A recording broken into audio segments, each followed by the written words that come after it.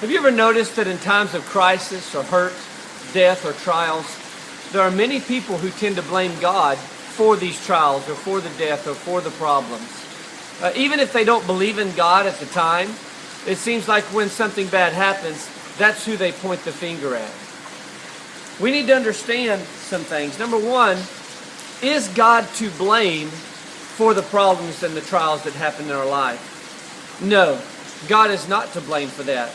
The scripture says that every good and perfect gift comes from the Lord. Every good and perfect gift. So if that's the case, then who are we to blame?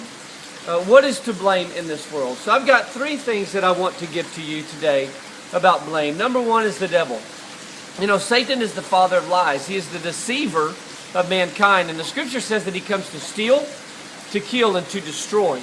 But God has come to give life and have it more abundantly.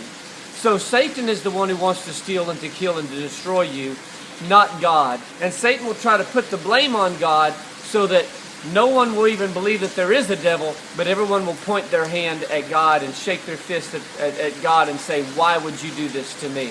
So Satan is number one to blame. He is the father of lies. The second one to blame is sin itself. You know, when man and woman sinned in the garden, the scripture says that sin came into the world and sin brought forth death. All right? So in this world, we're going to have trials. In this world, we're going to have tribulations. We're going to have death. We're going to have things that we have to go through, and that's Christians or non-Christians alike.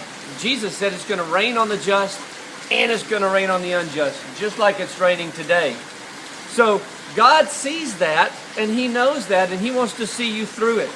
So sin brings forth death, not God. And the third thing is man himself, because man is the one who had a free will. God gave man a free will, and man, with his will, chose to sin instead of choosing to stick close to the Lord. And because of that, sin brings forth death. And there's a lot of choices that we make today that brings forth death in our life, that brings forth crisis in our life and tribulation in our life. And we tend to blame God for it, even though it's our mistakes, even though it's our sin and our problem that we created in itself. Now, there are people who will still say, well, God's in ultimate control, but so because He's in ultimate control, He's really the one that's causing all this. But that's not even true.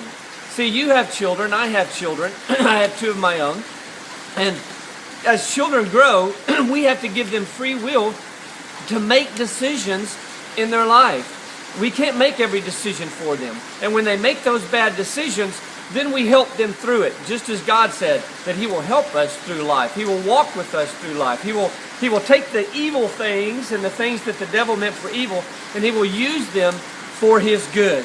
So listen, we're going to have tribulation until He comes back. We're going to have hardships until He comes back. It's how we walk through them. Don't blame God for the hardship. Rely on God to bring you through it. Okay? So don't blame Him for it. Ask Him, Lord, help me through this time. Help me through this time. Stay close to God. Armor on. Do not be deceived. Do not be lied to by the devil. He's the father of lies. Trust in the Lord with all your heart. Lean not to your own understanding.